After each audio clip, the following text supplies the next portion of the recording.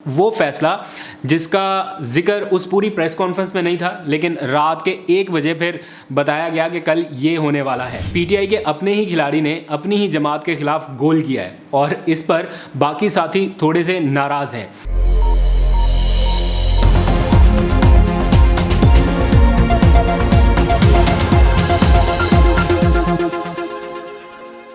बिस्मिल्लाहिर्रहमानिर्रहीम, अस्सलाम वालेकुम। मैं हूं अब्दुल कादिर और आप देख रहे हैं आपका अपना फेसबुक और यूट्यूब चैनल। आज तारीख है 18 अक्टूबर और दिन है मंगल का। कल के आउटडोर व्लॉग के बाद आज थोड़ी सी बातचीत स्टूडियो से। कल की गपशप और जो अनसीन विजुअल्स थे वो आपने काफ़ी इन्जॉय किया। मैं आपका फीडबैक सारा पढ़ा, आपको बहुत अच्छा लगा, लेकिन कुछ ब्रेकिंग न्यूज़ रह गई जो मैं कल के व्लॉग में नहीं बता सका, बिकॉज उसी वक्त इमरान खान साहब की ज़ेर सदारत कुछ बैक टू बैक अहम इजलास चल रहे थे। कुछ तफसीलात इमरान खान साहब ने अपनी प्रेस कॉन्फ्रेंस में बता दी, लेकिन उस इजलास की अंदरूनी कहानी क्या थी वो मैं डिस्कस नहीं कर सका, तो उसके ऊपर थोड़ी सी अभी बात करेंगे। खास तौर पर वो फैसला जिसका जिक्र उस पूरी प्रेस कॉन्फ्रेंस में नहीं था, लेकिन रात के 1 बजे फिर बताया गया कि कल ये होने वाला है, तो वो आज हो भी गया। उसके ऊपर थोड़ी सी बातचीत करनी है और दिलचस्प सूरत है कि पीटीआई के अपने ही खिलाड़ी ने अपनी ही जमात के खिलाफ गोल किया है और इस पर बाकी साथी थोड़े से नाराज़ हैं। और बड़ा जेन्युइन क्वेश्चन कल इमरान खान साहब की ज़ेर सदारत होने वाले इजलास में रेज़ हुआ, उस पर भी बात करनी है। फिर सुबह से लेके अब तक बैक टू बैक जो भी एक्टिविटीज़ रहीं वो भी डिस्कस करेंगे। दिलचस्प सूरत इस हवाले से भी है कि पीटीआई की अनस्टॉपेबल और बैक टू बैक विक्ट्रीज से जो बाकी कैंप्स हैं, ख़ासतौर पर पीडीएम इत्तेहाद के कैंप्स, उनमें परेशानी है, वो चाहे होल पीडीएम हो या फिर अलग अलग जमात हो। बिकॉज जाना तो फिर उनको इलेक्शन में है, और फिर इलेक्शन में क्या सारे पीपल्स पार्टी के लोग नून लीग को वोट देंगे या नून लीग वाले पीपल्स पार्टी को देंगे? वहाँ तो अपने अपने सर्वाइवल की जंग होगी और सबको अलग अलग लड़ना है। मिलके भी लड़ेंगे तब भी अलग अलग ही है, लेकिन स्टिल परेशानी बढ़ती जा रही है और बढ़नी चाहिए भी, क्योंकि 3 महीने में अब तक तकरीबन 32 इलेक्शन हुए और उनमें से 24 या 25 के करीब इलेक्शंस पीटीआई ने जीते हैं। तो इस तरह ये जो विनिंग मार्जिन है वो 75% का बनता है। तो इन इंतखाबात में अगर 75% ऑडियंस या पाकिस्तानी इमरान खान साहब के साथ खड़े हैं, बेशक जितनी मर्जी तावीलें आ जाएं कि जनाब देखिए हमारा वोट बैंक बढ़ गया या पीटीआई ने अपनी ही 2 सीटें लूज़ कर दी हैं, वो किस तरह से लूज़ हुई और आपने पूरी प्लानिंग के साथ के कौन से हलके में हम जीत सकते हैं, इतनी प्लानिंग के बाद भी अगर आप एक नशिस्त भी नहीं निकाल सके, I am talking about PMLN, अगर एक नशिस्त भी आप कौमी असम्बली से नहीं निकाल सके, हालांकि विफाक में आपके प्राइम मिनिस्टर हैं, आपकी हुकूमत है, तो अगर आप सिर्फ पीपल्स पार्टी के कंधे पर बंदूक रख के चलाना चाहते हैं तो वो भी सबके सामने आ जाएगा मामला। लेकिन बहरहाल परेशानी तो बढ़ रही है। अब इस सूरत हाल में दिलचस्प मुकाबला ये है कि या तो आखिरी तरीका क्या है इमरान खान से जीतने का, कि मैदान से बाहर कर दिया जाए। अब सारा पीडीएम इत्तेहाद या ख़ास तौर पर मुस्लिम लीग नून इलेक्शन कमीशन की तरफ देख रही है कि वो किसी तरह से इमरान खान साहब को बाहर करें किसी भी रेफरेंस में, किसी भी केस में, और इमरान खान साहब फैसला कर बैठे हैं कि वो इलेक्शन कमिश्नर को बाहर करना चाहते हैं। मुश्किल है क्योंकि जो प्रोसीजर उन्हें अपनाना चाहिए था पार्लियामेंट में होते हुए, वो पार्लियामेंट से बाहर रहकर अगर कर रहे हैं तो उसमें इतनी ज़्यादा कामयाबी के चांसेस नहीं हैं। बहरहाल वो कल स्टेटमेंट भी दे चुके हैं कि इलेक्शन तो उन्होंने लड़ना है, बेशक ये चीफ इलेक्शन कमिश्नर हो, लेकिन आज उन्होंने रेफरेंस दायर कर दिया सुप्रीम जुडिशल काउंसिल में। इसका फैसला कल ही हो गया था, लेकिन इमरान खान साहब की ज़ेर सदारत जो इजलास के बाद उन्होंने प्रेस कॉन्फ्रेंस की उसमें इसका कोई जिक्र नहीं था, कोई तफसीलात उन्होंने नहीं बताई थी। हाँ, गुस्से का इजहार ज़रूर किया, लेकिन फिर रात 1 बजे बताया गया कि सुबह ये रेफरेंस दायर होने वाला है और फिर ये रेफरेंस दायर हो भी गया। लेकिन इस रेफरेंस दायर होने की खबर के साथ एक और खबर भी आई कि कराची के बल्दियाती इंतखाबात मुलतवी कर दिए गए हैं। कब तक मुलतवी किए गए हैं ये भी नहीं पता, और नई तारीख क्या होगी ये भी नहीं पता। और सारे ज़हनी तौर पर तैयार थे कि बल्दियाती इंतखाबात से भागेंगे, क्योंकि ज़िमनी इंतखाबात के बाद बल्दियाती इंतखाबात में भी बदतरीन शिकस्त का सामना करना पड़ता, तो फिर कहां पर जाकर मामला रुकता। इधर से आप मुतालबा करते हैं कि फौरी इलेक्शन कराएं और साथ साथ आप सारे बल्दियाती इंतखाबात, सारे ज़िमनी इंतखाबात जीतने के मूड में हैं, तो इतनी मैसिव सपोर्ट के साथ अगर आप आगे बढ़ेंगे तो एक लम्हे के लिए मैं आपसे कहता हूं कि अगर आप पीडीएम की हुकूमत में हो, ये देखने वाले अगर हुकूमत में हो, तो मेरा ख्याल वही करेंगे कि अभी ना इलेक्शन कराए जाए, अभी तो किसी सूरत ना कराए जाए, क्योंकि इस कदर मकबूलियत पर इमरान खान हैं तो उनका मुकाबला इन हालात में तो नहीं किया जा सकता। इसलिए मुस्लिम लीग नून की स्ट्रेटजी ठीक है कि इसको लिंगर ऑन करें, अभी जिस लेवल पर है मुकाबला बनता नहीं है। वो ठीक है, उन्होंने 2 इलेक्शंस जीते हैं, लेकिन वो कराची की नशिस्त के ऊपर क्या हुआ वो आपके सामने है। और मुल्तान में जो हुआ वो मैं अभी आपको बता देता हूँ। मुल्तान का ज़िमनी इंतखाब हारने पर ये जो पीटीआई के लोग हैं उन्होंने कोई वो नहीं किया कि जनाब ये हम क्यों हारे हैं, वो इसकी तरफ बात ही नहीं कर रहे। शायद वो कहीं ना कहीं एक तो मौरूसी सियासत के हवाले से भी बड़ा कंसर्न थे कि ये नहीं होना चाहिए। जिस चीज़ के खिलाफ हमें लड़ने का सबक दिया जा रहा है, आप उसी चीज़ को डिफेंड करने की बात कर रहे हैं, तो इसलिए पीटीआई के वोटर्स ने उस तरह से भी खुल के उस फैसले की हिमायत नहीं की। दूसरा, इस फैसले को ना सिर्फ पीटीआई के वोटर्स ने मुस्तरद किया, बल्कि जो पीटीआई के अपने ही खिलाड़ी हैं, यानी इमरान खान साहब के जो कोर साथी समझ लीजिए या पीटीआई की क़यादत समझ लीजिए, उन्होंने भी इसके ऊपर एतराज़ उठाया। और कल जो इजलास हुआ उसमें उन्होंने कहा कि अगर ज़िमनी इलेक्शन लड़ना था तो शाह महमूद कुरैशी क्यों नहीं लड़े। उन्होंने अपनी बेटी को, जो कि वहाँ रहती भी नहीं है, ये रिपोर्टेडली, मुझे इन्फॉर्मेशन नहीं है, लेकिन जो इजलास में डिस्कस हुआ, कुछ ज़राए ने मुझे बताया कि वहाँ पर ये चीज़ डिस्कस हुई कि शाह महमूद कुरैशी ने क्यों अपनी बेटी को उस जगह पर इलेक्शन के लिए खड़ा किया जहाँ पे वो रहती नहीं है, शायद उनकी शादी हुई और वो कराची में रहती हैं। तो पहली बात इस चीज़ के ऊपर एतराज़। फिर दूसरा ये कि अगर ज़िमनी इंतखाब में हिस्सा लेना था, जैसे बाकी सब नशिस्तों पर इमरान खान साहब ने लिया, तो वहाँ पर फिर शाह महमूद कुरैशी को लड़ना चाहिए था इलेक्शन।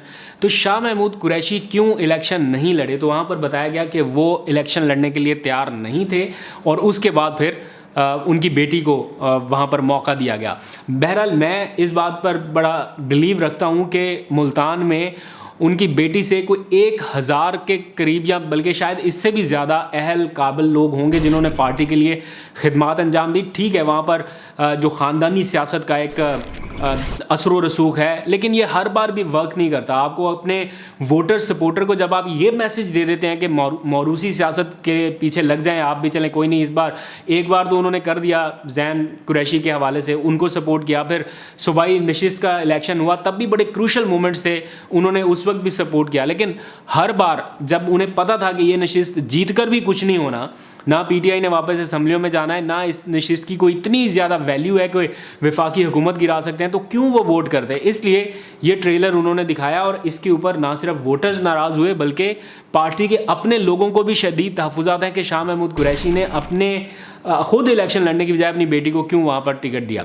बहरहाल इसके ऊपर पार्टी में मज़ीद डिस्कशन भी हुई और क्या क्या कुछ है मैं उसकी डिटेल में नहीं जाता, बिकॉज़ वो फिर बहुत ज़्यादा आगे तक मामला निकल जाता है। सिर्फ शाह महमूद कुरैशी नहीं, पीटीआई के एक अरकान असम्बली हैं, उनको पहले कहा गया कि आप इलेक्शन लड़ लें, लेकिन उन्होंने माजरत की और उन्होंने कहा कि मैं वहाँ से इलेक्शन नहीं लड़ना चाहता। और इस बारे में भी पीटीआई की क़यादत ने तहफ़्फ़ुज़ात का इजहार किया और इमरान खान की मौजूदगी में बताया कि ये वो शख्स हैं जो टीवी पर बैठकर बहुत लंबी लंबी बातें करते हैं और बहुत ज़्यादा अपना एक अलग किस्म का चेहरा दिखाते हैं। और जब इन्हें कहा गया कि आप इलेक्शन लड़ें, पार्टी को ज़रूरत है, तो इन्होंने कहा कि अगर मैं लड़ा तो शायद मैं हार जाऊं, इसलिए मैं इलेक्शन नहीं लड़ूंगा। तो वो वहाँ पर इलेक्शन नहीं कॉन्टेस्ट किया उन्होंने। तो इसके ऊपर भी पीटीआई की आदत को एतराज़ है।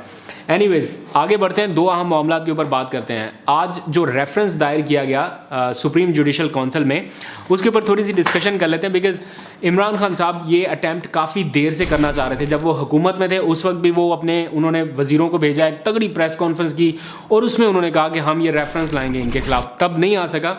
अब उन्होंने सुप्रीम जुडिशल काउंसिल का सहारा लिया है और रेफरेंस दायर कर दिया है। ये रेफरेंस सेनेटर एजाज चौधरी और बैरिस्टर मलिका बुखारी की जानिब से आइन के आर्टिकल 209 के तहत दायर किया गया है। 10 सफ़ात पर मुश्तमिल ये रेफरेंस है जिसमें कहा गया है कि सिकंदर सुल्तान राजा ने हल्फ और क़वायदो ज़वाबित की खिलाफ वर्जी की है और वो मुसलसल पीटीआई को टारगेट कर रहे हैं। उन्होंने कहा कि पीटीआई अरकान असम्बली के इस्तीफ़ों के मामले पर भी जानिबदार रवैया इख्तियार किया गया, जो हालिया ऑडियो लीक से भी वाज़े हुआ है। यानी ऑडियो लीक्स का मामला भी एक तरह से पीटीआई इस्तेमाल कर रही है। आया तो इसलिए था कि इमरान खान को टारगेट किया जाए, लेकिन वो इसको लपूट के चीफ इलेक्शन कमिश्नर के खिलाफ इस्तेमाल कर रहे हैं और उसको बतौर सबूत इस रेफरेंस का हिस्सा बना रहे हैं। रेफरेंस में यह भी कहा गया कि चीफ इलेक्शन कमिश्नर को 24 मार्च 2020 को नामजद किया गया और उन्होंने अपने ओहदे का हल्फ 27 मार्च को लिया। लेकिन तब से लेके अब तक जितने भी फैसले आए हैं सियासी जमातों के हवाले से, उनमें से अक्सर फैसले पीटीआई के खिलाफ हैं और इन फैसलों को अदालत रिवर्स भी कर चुकी है। इसलिए एक प्ली ली गई है कि चीफ इलेक्शन कमिश्नर जानिबदार हैं, इनके खिलाफ कार्रवाई करते हुए इन्हें ओहदे से हटाया जाए। आगे बढ़ते हैं। थोड़ी सी बात पीटीआई के सेनेटर्स की, जिन्होंने आज चीफ जस्टिस ऑफ पाकिस्तान को मुश्तरका ख़त भी तहरीर किया है। गुज़िश्ता रोज़ जो इमरान खान साहब की ज़ेर सदारत इजलास हुआ था, उसमें यह फैसला किया गया था जिस पर आज अमल दरामद हुआ है। इस ख़त में लिखा गया है कि 13 अक्टूबर की रात FIA और साथ में कुछ और जो उनकी टीमें थीं वो आईं, आज़म सवाती की रिहाइशगाह पर धावा बोला, उन्हें गिरफ्तार किया, पोते पोतियों के सामने उन्हें मारा गया। फिर ये भी लिखा गया कि अदालत में पेशी से कबल कई घंटों तक उन्हें हिरासत में रखकर तशद्दुद का निशाना बनाया गया। वो एक बुज़ुर्ग शहरी हैं जिनके साथ ये नारवा सलूक कई घंटों तक जारी रहा। इस खत में लिखा गया है कि दस्तूर पाकिस्तान इंसानी ताज़ीम की मुकम्मल ज़मानत फराहम करता है और अदालत उज़्मा यानी सुप्रीम कोर्ट ऑफ पाकिस्तान इंसानी हकूक़ की मुहाफ़िज़ भी है। इसलिए चीफ जस्टिस ऑफ पाकिस्तान इंसानी हकूक़ की बेईमाना खिलाफ वर्जी के इस मामले का मुफाद आमा के पहलू में फौरी तौर पर नोटिस लें। अब देखते हैं चीफ जस्टिस इस मामले का नोटिस लेते हैं या नहीं। आगे ख़त्म करने से पहले दो और चीज़ें। इमरान खान साहब की ज़ेर सदारत आज के दिन कोई बड़ा इजलास तो नहीं हुआ, लेकिन दो अहम मीटिंग्स हुई हैं। एक मीटिंग जिस तरह वो लॉयर्स के विंग के साथ करते रहते हैं या डिफरेंट विंग्स वो बुलाते हैं, जैसे ताजरों का हो गया, ट्रेडर्स का हो गया, तो आज उन्होंने सहाफ़ियों का एक विंग बुलाया हुआ था। विंग का मतलब ये नहीं कि कोई एक हिस्सा एक धड़ा, नेशनल प्रेस क्लब के जितने मुंतखब बॉडी है सहाफ़ियों की, उनको बुलाया हुआ था। उसमें खुलकर बातचीत हुई, सहाफ़ियों ने अपना नुक्ता नज़र रखा कि आपके दौरे हुकूमत में क्या होता रहा, इमरान खान साहब ने अपने आर्गूमेंट्स दिए। तो वो भी एक डिटेल डिस्कशन रही जिसमें काफ़ी तल्ख सवालात भी पूछे गए, हर किस्म के सवालात मतलब वहाँ पर हुए, उनके दौरे इक़्तिदार से मुतालिक और बाद में जो अब उनकी पॉलिसी है उससे मुतालिक। और फिर इमरान खान की आज पहली मुलाकात हुई इमरान टाइगर्स के साथ, यानी इमरान खान ने जो अनाउंस किया था, एक टीम बनाई थी उन्होंने इमरान टाइगर्स की, उसको आज उन्होंने बनी गाला बुलाया और वहाँ पर उनके साथ तफसील से बातचीत हुई। टास्क उनको दिए गए हैं, लॉन्ग मार्च की तैयारियों के हवाले से खुलकर बातचीत हुई पार्टी का, और अपना आइंदा का लाएअमल उनसे शेयर किया गया।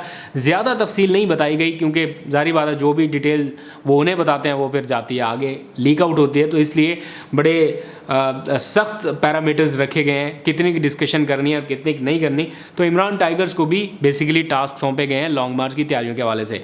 कब होना है, क्या तारीख होनी है, only Imran Khan knows, and मेरा ख्याल है कि बाकी ऊपर वाला जानता है कि कब होना है। आज तक के लिए इतना ही। आप अपना बहुत सा ख्याल रखिए, आपको अपडेट करता रहूँगा। खुदा हाफिज़।